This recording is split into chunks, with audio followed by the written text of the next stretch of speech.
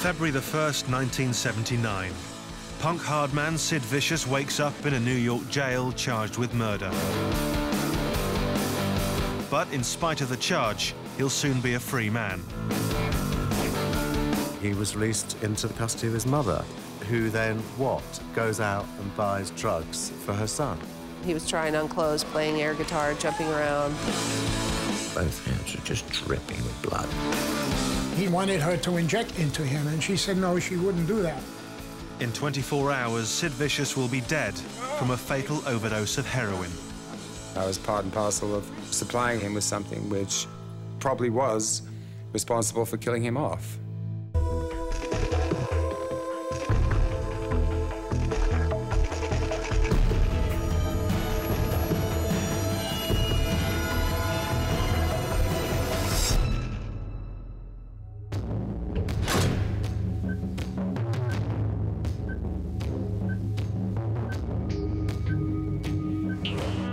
February the 1st, 1979.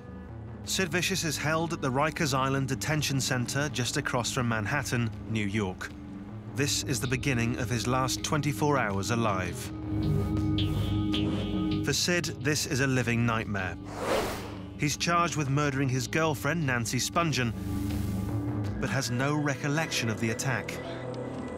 He'd been out of his mind on drugs, but all he remembers is that when he woke up, Nancy was dead. Now one thought terrorizes him. Did he do it? For 55 days, Sid, a heroin addict, has gone through the agony of withdrawal. On top of all this, he's been subjected to humiliating attacks. He apparently was raped, he was abused, he was beaten up. Everything that is your worst nightmare that would happen to you in prison. I mean, how could anybody cope with that? At dawn, Sid is woken and taken from his cell. He's hoping the nightmare is over and that he'll never have to return to prison.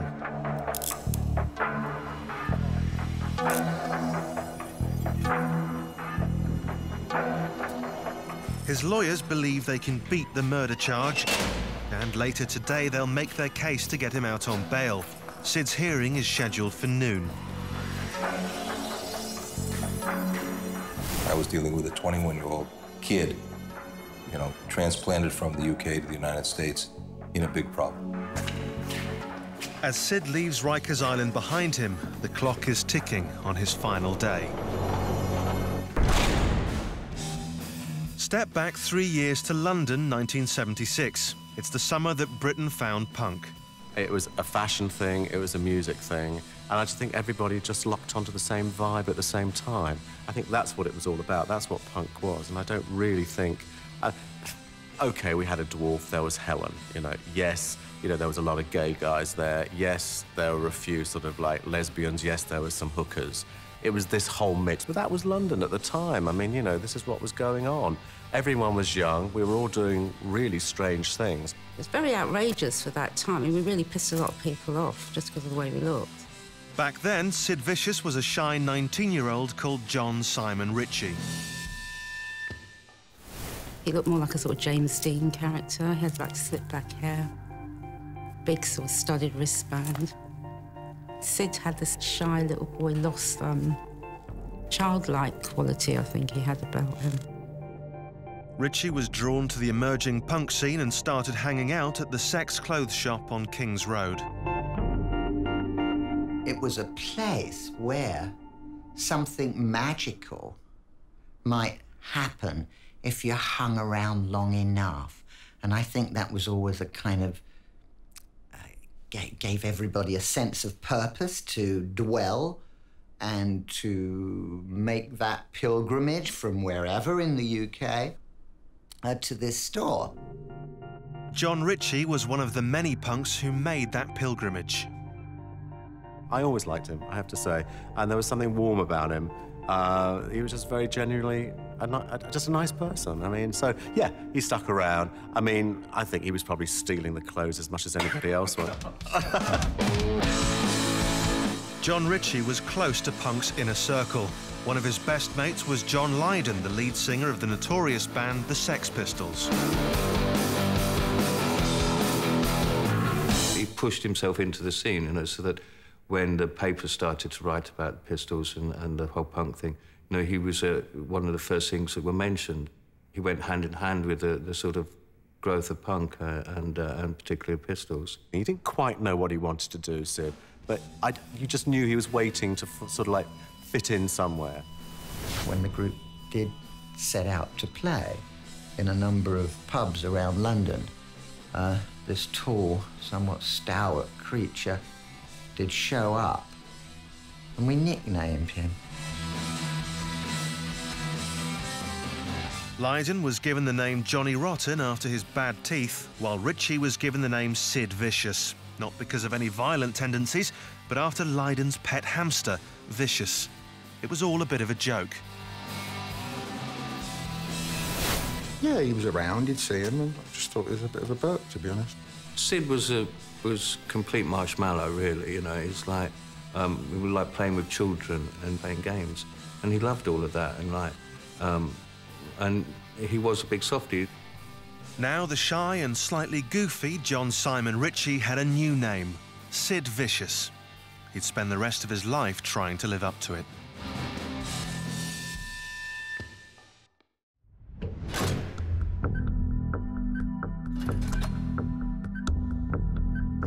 Sid has 20 hours left to live. He's escorted from Rikers Island to the New York Criminal Court. He's been accused of murdering his girlfriend, Nancy Spungen, but his lawyers are certain they can get him out on bail. They argue that Sid is innocent and that Nancy was probably killed by a drug dealer who wanted to steal her money.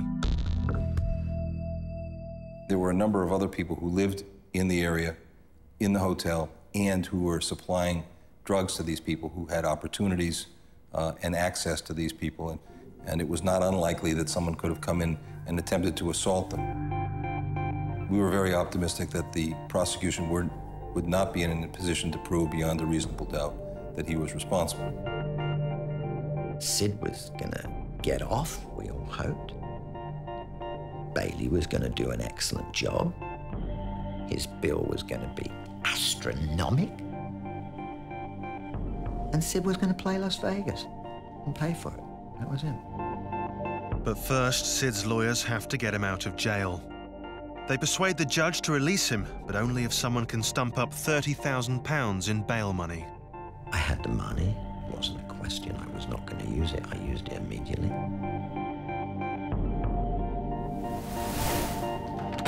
At 10 a.m., Sid is released. He was certainly relieved to know he was being released. The last thing that I said to him was, "I'll be in touch with you, just be careful." Sid is free, and his lawyers set about preparing his defense. But in less than 19 hours, Sid will be dead. 2 years earlier, and punk was declaring anarchy in the UK. Some saw it as a threat to the very foundations of civilization. The Sex Pistols were at the front line of the movement, and Sid was in the crowd at every gig, living up to his new nickname. Whenever we played, there would seem to be some kind of altercation going on, which seemed to be Sid trying to get a bit of the limelight for himself. Sid was determined to make his mark and create his own brand of anarchy. In one incident, he attacked a rock critic with a bike chain just because he'd given his favourite band a bad write-up. Just be completely destructive and you get really pissed, really out of it, start lunging around. You know, usually if he did start a fight, he was one who got worse anyway. Sid was one of these extraordinary people who could have had the words willing prey tattooed on his forehead, because that's what he really was. And it seemed to me he had this kind of slightly masochistic quality about him, that he'd like to start a fight in. So maybe in the end he would get an hiding, and he did get hiding from a good few people that he picked on. He picked on the wrong blokes. He had a gift for provocation. He did invent that strange kind of dance that became known as the pogo.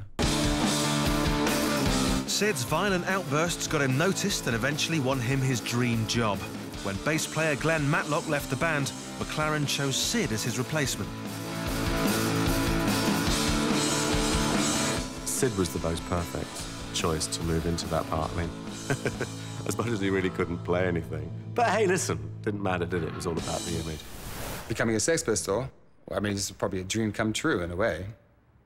You know, from being their #1 fan, he was now in the band. There was no question you couldn't take your eyes off. He shone so much more brightly than anyone else.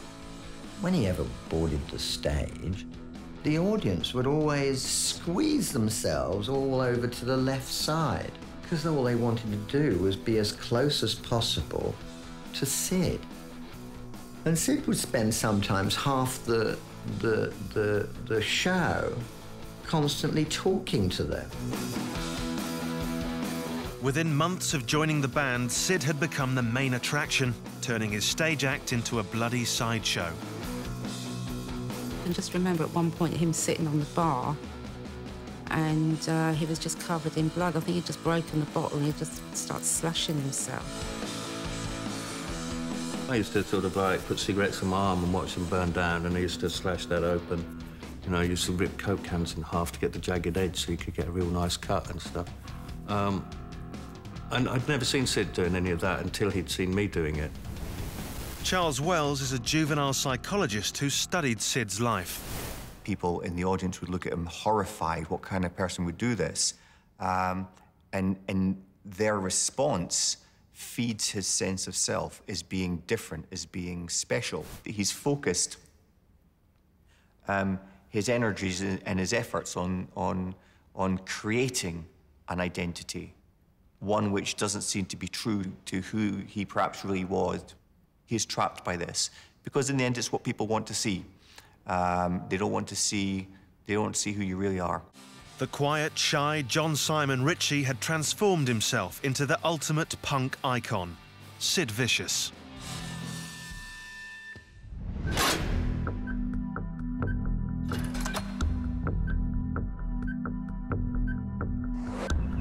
Sid has 17 hours left to live. He's out on bail expecting a hero's welcome. But McLaren, who's organised Sid's release, isn't there to meet him. He's in London, being sued by John Lydon for control of the Sex Pistols. I regret not having been there, but, you know, I had a bloody huge court case mounting on my head at the same time. And you couldn't be in both places at once. It was really hard. In fact, as Sid walks free, he's met by just his mum, Anne, and an old friend, Peter Kodik. I recall that moment so well because I think now, when I look back on it, I preferred him to stay in Rikers Island. Sid's had a crippling heroin addiction for a year now. In prison, he was denied access to the drug. Now, he's only got one thing on his mind. Walking down the street is like, I think, you know, he kept saying, you know, did you get it? Did you get it, Mom? Did you get it? Yeah. Yes, Sid, you know? Okay. Walk, faster, faster. Sid is anxious to get to his mother's hotel, a few blocks from the courthouse. Just before his release, his mum told the papers that what Sid was looking forward to the most was a giant ice cream. But in a bizarre act of motherly love, she's bought her son what he really wants: heroin. It's only an hour since Sid was released on bail with a murder charge hanging over his head. In 16 hours, he'll kill himself. Or that's how the story goes. But according to one eyewitness, Sid didn't kill himself. He was killed by someone else.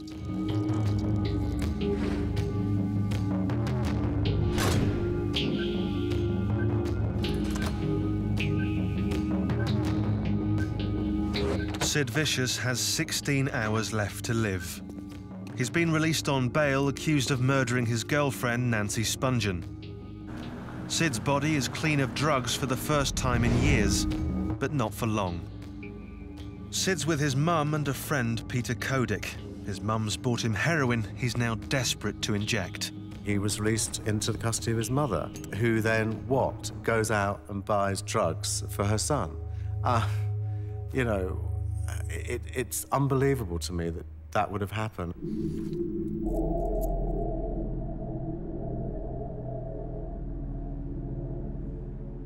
Because of heroin as being an addictive substance, in some ways it keeps Sid in the relationship with his mother and perhaps prevents him from truly separating and achieving independence. For as long as they can both remember, Sid and his mum have taken drugs together. Soon those drugs will kill her only son. Sid Vicious was born in South London on May the 27th, 1957. His father left home when he was 2 years old. In his absence, Sid forged a strong bond with his mother. She was more of a friend than a parent, and she came to dominate Sid's life. She was poor, and she had a kid. So it wasn't even like she was a single working mother. It was just Sid and Ann, you know? And she was kind of a hippie or a beatnik, I suppose. Free spirit. Sid's mum led a chaotic life, moving from place to place and doing whatever she had to survive. And then she moved to Ibiza, Spain for a little while and took Sid with her. Because she'd been part of the hippie movement back home in England, she would charge sailors to roll joints. That was her way of kind of hustling a couple of quid to keep the kid in a slightly better life. One of the possible consequences is, again, finding it difficult to develop a clear identity. And if a young person has never stayed in a place long enough to establish long enough relationships with peers, then they will miss out on that, and it will be perhaps more difficult for them to say, you know, who am I? She heard a rumour from a friend of hers that if you were heroin dependent or drug dependent, you could get a free flat. You could be moved up the housing list in, like, no time. So she just literally said she was heroin dependent, and she got this flat. Of course, the downside to that is you're living in a world surrounded by heroin dependent people. By the time Sid was 7, his mum was addicted to heroin. I visited his house where his mother lived. His mother was a dope dealer. It was quite clear. She was always in the kitchen cooking up something or other. It would have been a very obvious and regular sight to come home and find Mum flaked across 2 mattresses with a syringe in one arm. I mean, my first memory of him is sort of like people emptying pills into his hands and him just shoving it in his mouth and then asking what the pills were. Seeing his mother using a needle encouraged teenage Sid to experiment. Some people are taking speed or amphetamine sulfate, and some people are experimenting with it. And because Mum's got things like old metal syringes that you've got to boil, wash, and you can use 100 or 1,000 times, he's turning up and going, actually, man, you get a better kick out of it if you inject it. Well, I'd take mass amounts of anything. It'd take downers, speeds, dexes, bombers, blues, amphetamine sulfate, which was, of course, the drug of choice of all punks and everything, and we all used to take loads of that. Anything that would be stuck in front of him, Sid would inject. That's what I said. I mean, you know, it could be Tuinol, it could be speeds, cocaine, heroin. The more things, the better, really. Some images that are completely burned on my memory forever from that period, and one of them is Anne's boyfriend selling Sid drugs, heroin, literally in front of me. And I thought, you know, that was it as far as I was concerned. I mean, there was no clearer picture of what it was all about. By his own admission, Sid injected speed up to 14 times a day. It's highly significant that his mother was a heroin addict in the past. The adults in a child's relationship act as models.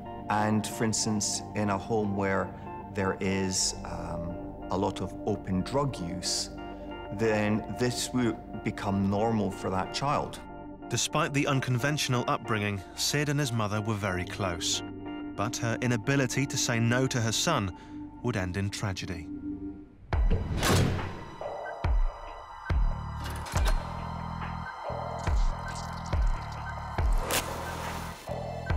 Sid has 13 hours left to live.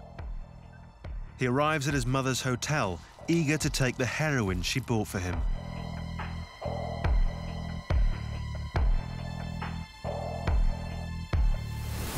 He's back out, faced with things he was faced with before.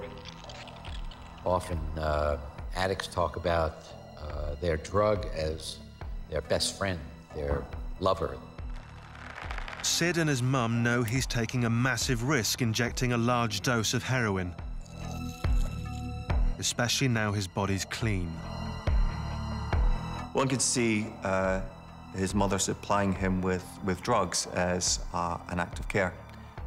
Perhaps she recognized the pain he was in psychologically and emotionally and was doing what she could to take the pain away. There is this association with happier times in his life, the times that he's used with his lover, Nancy. And there could even be a recreation of that in using it with other people who he counts as his close friends and his family. Michael Baden is a heroin expert and the coroner who carried out the autopsy on Sid's body. In 55 days, he wouldn't have had any tolerance left, and he would have had to have started off at a low dose of heroin. It's very common for people who have been addicted to heroin, who go to jail. If they're not careful on their first dose, they can die.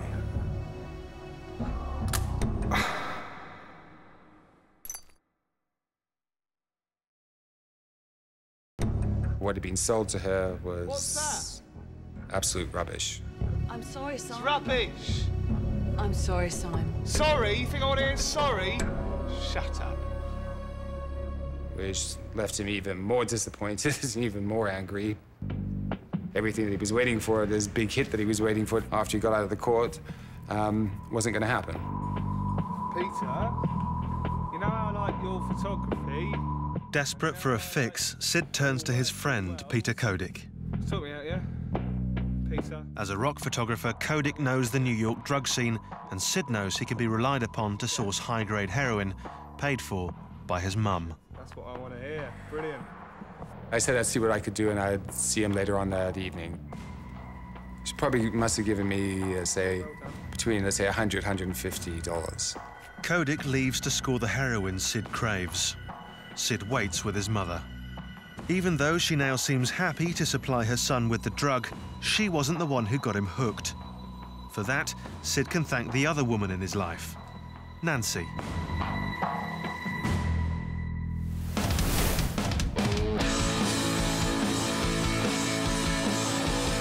Two years earlier, and just weeks after joining the Sex Pistols, Sid's notorious antics have put him at the forefront of punk. One night, he ended up crashed out on the floor with his mate Johnny Rotten and an American groupie called Nancy Spungen. She rolled over to John and tried to fuck him. And I think he wasn't cooperative. And so she rolled the other way, and Sid was. And I think that was it, really.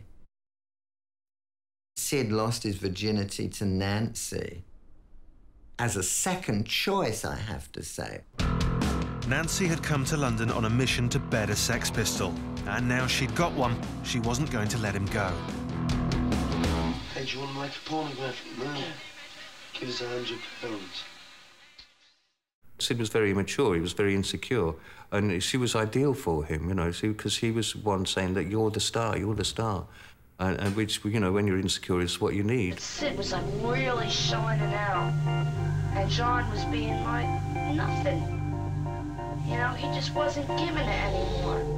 Once more, Sid had put his trust in a habitual drug user. Nancy had been a heroin addict from the age of 14. I think she just had one thing on her mind all the time. It was like where her next fix was coming from, more than anything else. Sid had been injecting speed with his mum for years. Within days of meeting Nancy, he took heroin for the first time. Nancy's influence was twofold. One was that she told him he was great, and second, she told him that it's even better when you take smack. Sid? The heroin took a hold. Yes, that sort of changed his personality, as obviously it would, and he took to it, unfortunately, like a duck to water. One might imagine that in that relationship, he was able to find acceptance of himself as a man, perhaps. And this would, of course, increase his level of attachment and devotion to her. Nancy would sort of say to Sid, well, you know, I'll have this, but, you know, you can't handle that much, you know, that kind of thing. So he'd be like, yes, I can. Sid, damn you! Within a month, Sid was hooked and using heroin every day. It wasn't anything I could do, but to see it happening, it was like seeing somebody come down with a fatal disease in front of your eyes. Sid had finally broken his dependency on his mother and replaced her with Nancy. But with Nancy came heroin, the drug that would eventually kill him.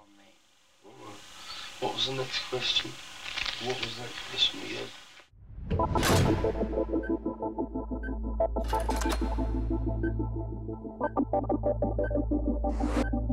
It's early evening.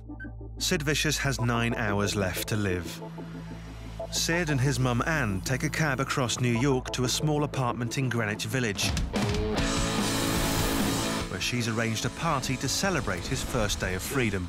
So what was it like in there, man? Rikers, how was it? The apartment is owned by Michelle Robinson, a 22-year-old actress. Sid started sleeping with Michelle shortly after Nancy's death. She was one of the last people to spend time with Sid before he was detained at Rikers Island. I'll tell you what, you'd be popular in Also at the party is Eileen Polk, a New York punk who's a friend of Sid's mum. What are you going to do next, then? We were all in the bedroom when the party started out. He was hopeful in the early part of the day that he'd be acquitted and he'd be able to be playing music again, put a band together.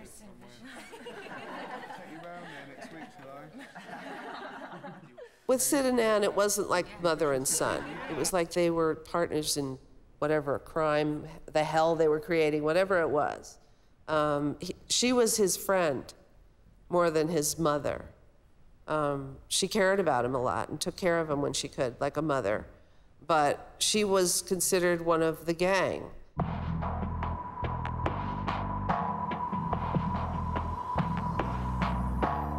At 8 p.m., while Peter Kodik searches the streets for heroin, Anne cooks her son's favourite meal, spaghetti bolognese. Sid had been in good form all afternoon. He had been so positive. While we were cooking dinner, he was trying on clothes, playing air guitar, jumping around. It was like the Sid that I knew was always there deep inside, but circumstances made it hard for that good-humored person to come out, especially in the recent past. One of the things in treating depressed people that you always watch for, because if you see that their mood suddenly starts to get better, one of the things you have to be very suspicious of is that they haven't decided that they're really going to kill themselves, because their mood usually picks up when they do. They're no longer in confusion and in conflict.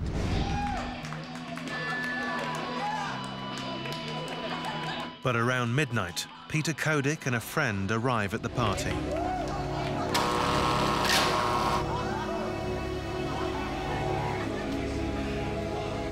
The atmosphere changed. The atmosphere of the party changed. Peter, you naughty little girl. Kodik has kept his promise and scored. Sid can finally take the high-quality heroin he's been craving all day. Just a year earlier, and Sid's escalating drug use was taking its toll. The Sex Pistols were beginning to fall apart, and everyone blamed Nancy.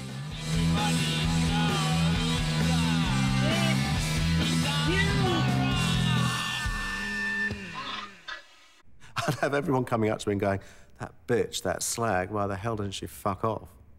She was a hooker. She was a drug addict. She was the worst possible influence for Sid.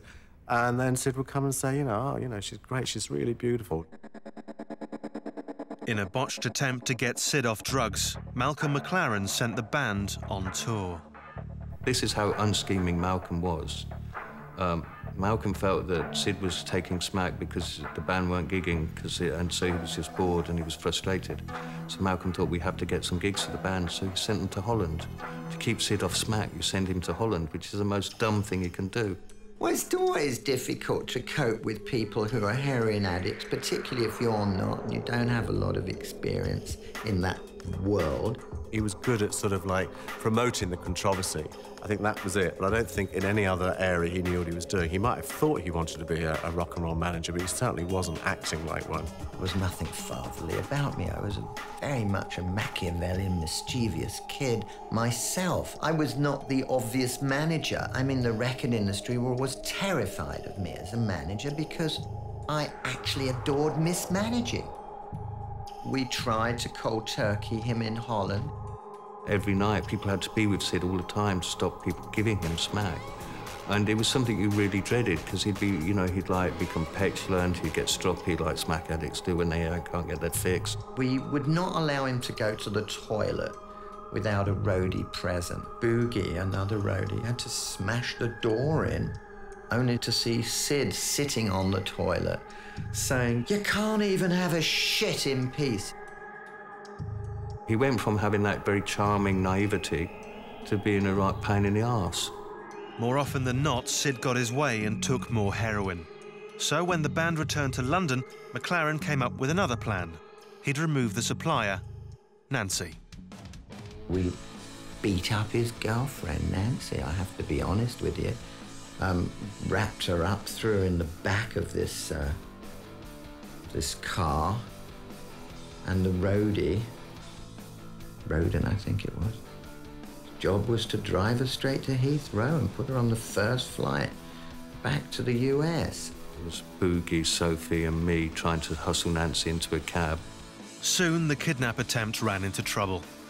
She kind of managed to break open the back door of the car and roll out into the curb as a policeman came strolling by, and she was just screaming, "I've been kidnapped by the Sex Pistols!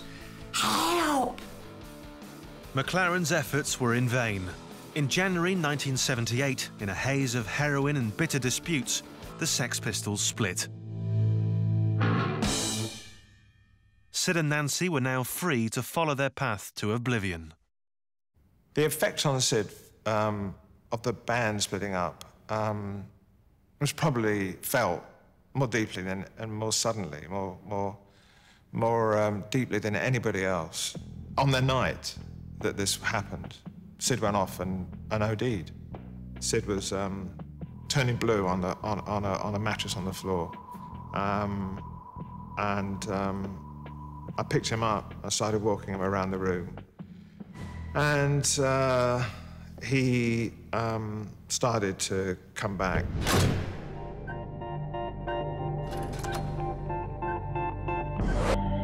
Sid Vicious has just 4 hours left to live. It's past midnight and Sid's been waiting to inject heroin all day. At last, Peter Kodik prepares his fix. I knew this stuff was quite good because the person I got it from, I knew, and they said, you know, be a little bit careful because this is quite good stuff. So I knew it was quite strong, the heroin that had been picked up. That's good, man. That'd be good. I think I sort of opened the packet and show him what I got. I mean, you know, Sid's initial reaction would probably be, oh, well, I'll take the whole lot. Beauty, you beauty. Go easy. I said, no, this is, you know, this is good stuff I've been told is very strong. Be really careful.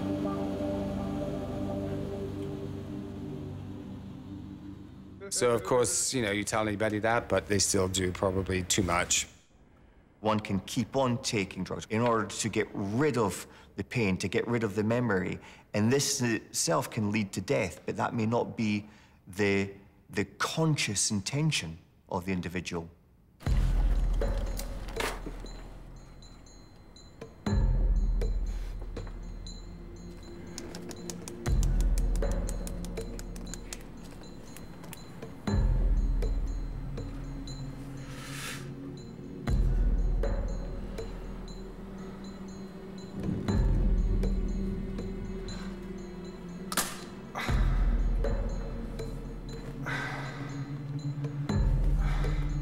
It's a little bit of heaven for me.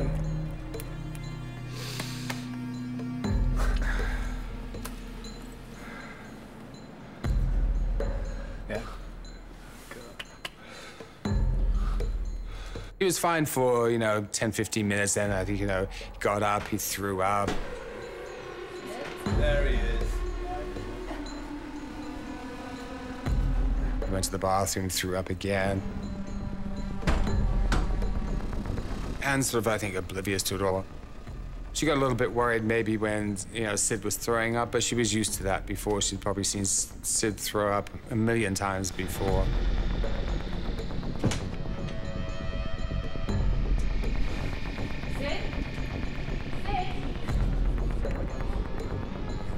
Oh my God, no! Shark, make some tea, please.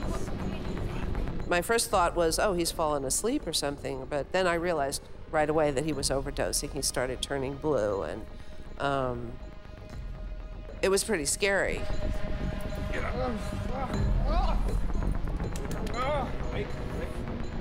If somebody takes an overdose of heroin, he can manifest the effects of sleeping, of having fluid get in his lungs, even have froth coming out of his mouth. Come on.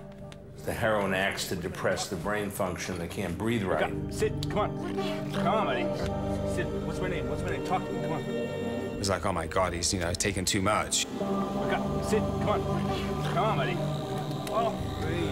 Oh. The basic thing was to keep him up, moving around, and not let him lapse in or fall asleep, or to keep him going, pump some liquids into him. Come on. Sid, hold his head up, hold his head up. I had a conversation with Anne in the living room where I said, look, we're about 3 blocks from St. Vincent's Hospital. Do you think we should do anything, bring him to the hospital? And she said, no, absolutely not. The press will find out, they'll make another circus out of it, and he'll go back to Rikers Island. Anne's insane gamble with her son's life pays off, and finally Kodik manages to bring Sid round. He's fine, just stand up. He came out of it. And the first thing he said when he came out of it was, I'm sorry I scared you all. Sid recovers quickly, but the party is over. The overdose made me very nervous, and it wasn't what we had planned. We did not want to have a heroin party. I talked to Howie and Jerry only, and we said, let's get out of here.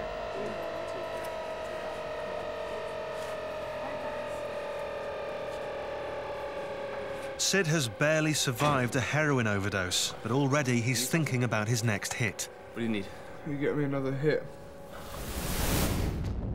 After the pistols split, Sid and Nancy became inseparable. She declared herself his manager. They moved to New York and set up home at the Chelsea Hotel. They filled their days taking heroin and hanging around at Manhattan's punk clubs. When I first met Sid with Nancy at Revenge, they seemed happy.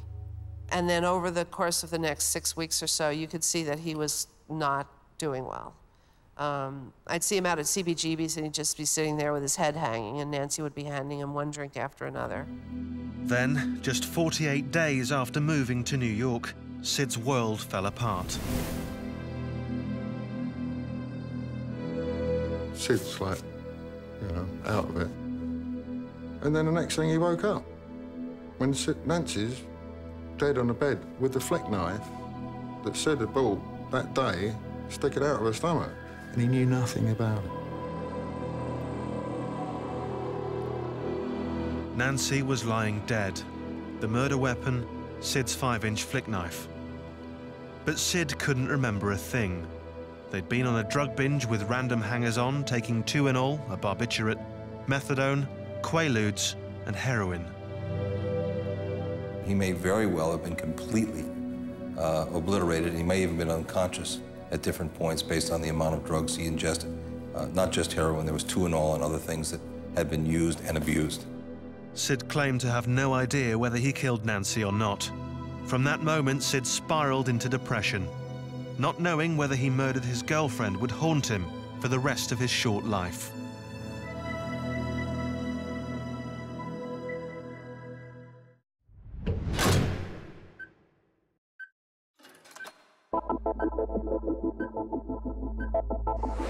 Sid Vicious has just 3 hours left to live. He's been charged with the murder of his girlfriend, Nancy Spungen, but claims he was so out of it, he doesn't know whether he killed her or not.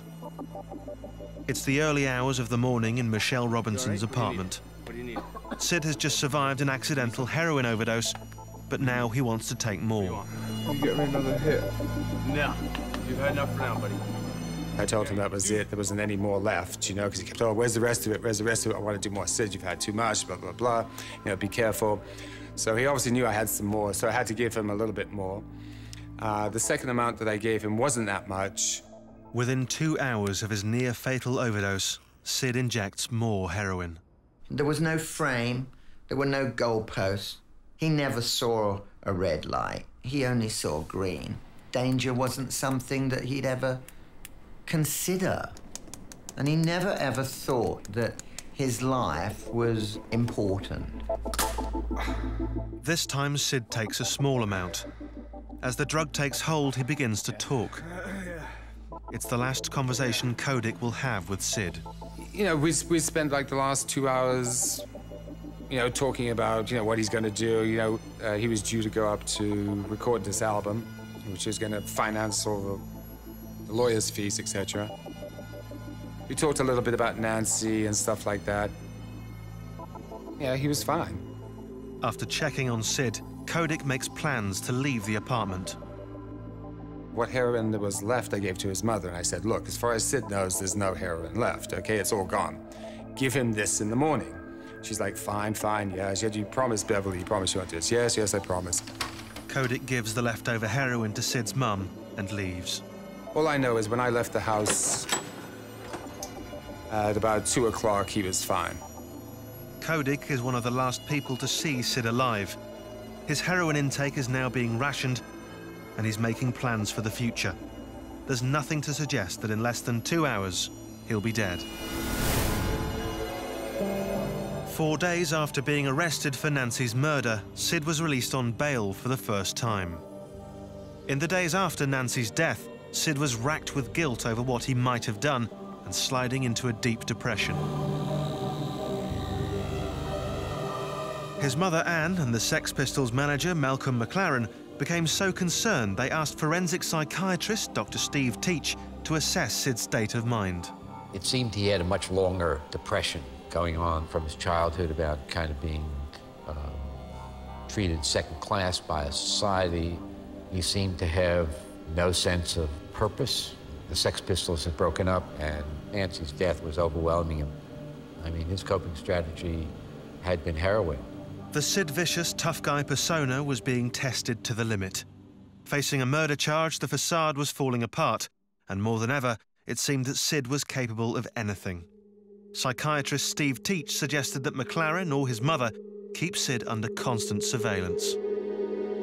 I recommended that they watch him, that one of the two people with him watch him all the time. But they didn't. The mother had gone off and scored dope for Sid around Union Square that night, 14th Street. It was easy to score dope in those days around that vicinity. And Sid had taken a light bulb from the toilet and had gashed his hands, you know? And his hands were sort of reaching out like this as we came through the door, and they were dripping. Both hands were just dripping with blood. I got another call that he had cut himself when I come back over to the hotel. So I went back over there, and indeed, he had slashed his arm lengthwise from his wrist all the way down to his elbow area. And they had it compressed so the bleeding was contained. That wasn't in danger, but it was quite clear that he was now at a different level. It was clear that Sid was not stable. Also, his mother seemed to be having problems. She was bruised. They'd obviously been in a fight together. She just couldn't look after him, but maybe nobody could at that point. I'm not sure. And so we talked and decided that had to put him in the hospital and called emergency medical services to come over. In New York, if you call an ambulance immediately, along come the police. And in this instance, Sid being such a high-profile character, it was going to be a rough ride. When he saw the police, he ran for the open window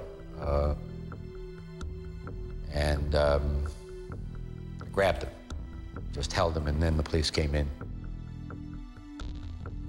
I think the cut wasn't a suicide attempt. I've seen people, particularly in prison when I was working there, that cut themselves, and the usual report is that they're in such pain they cut themselves essentially to let the pain out. And I think that was much more of what was going on there, but nonetheless, it was dangerous. Sid was taken immediately to the Bellevue Psychiatric Hospital. Steve Teich was deeply concerned about Sid's state of mind and recommended he received long-term psychiatric care. But that didn't happen. Sid refused to stay and was released from Bellevue. In the weeks that followed, Sid repeatedly gave interviews to the press where he spoke of his desire to kill himself. In one interview, he claimed he wanted to be 6 feet underground and be at peace with Nancy. Unsurprisingly, this led the world to think that Sid ultimately took his own life. It now appears that this was not the case.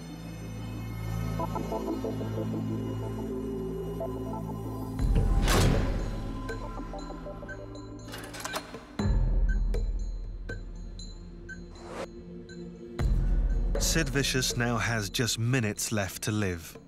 The party at Michelle Robinson's apartment is over. Sid is in bed with Michelle while his mother, Anne, sleeps in the next room. Sid has somehow managed to get his hands on the heroin. What happens next has been a closely guarded secret for 27 years. Some have speculated that Sid committed suicide, but for the first time, Sergeant Richard Houseman of the New York Police Department reveals what he was told when he investigated Sid's death. Michelle said she was in bed with him. They were engaged in lovemaking, and that he decided to get high. She didn't want to let him get high. So in the meantime, he started to cook the drug up and wanted her to inject it into him. And she said no, she wouldn't do that. Let's help me out a bit, will you?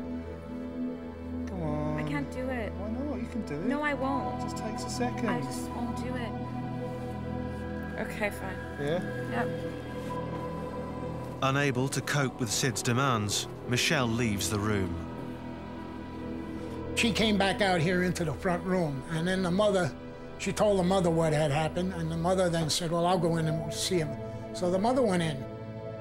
Sid's mother died of an overdose in 1996, but before she died, she made a remarkable confession to journalist Alan Parker. Faced with Sergeant Houseman's testimony, Parker has agreed to reveal her secret. Anne told Michelle to wait in the living room while she went to speak to her son.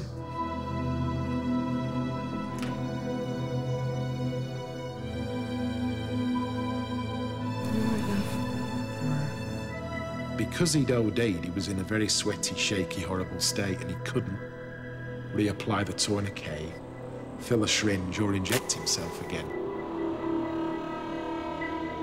So she did.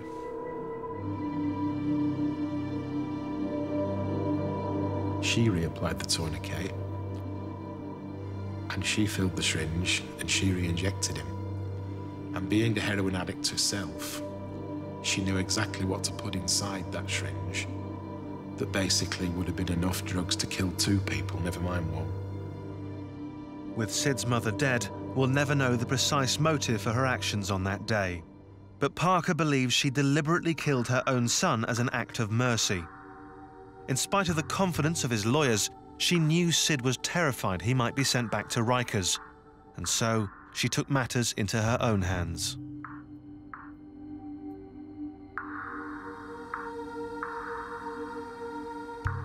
And I only believe she did what she did because there was still that tingling thing at the back of her mind and at the back of his mind that he might not get off and he might end up being in prison for 20-odd years. Michelle Robinson was outside the room, so there were no witnesses to Anne's actions, and the authorities were unable to prosecute.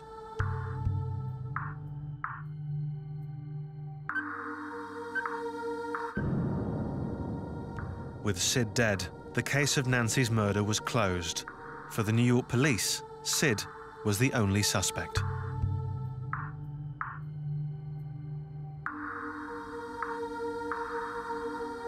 It's a difficult thing to have to come to terms with because, you know, I was part and parcel of supplying him with something which probably was responsible for killing him off.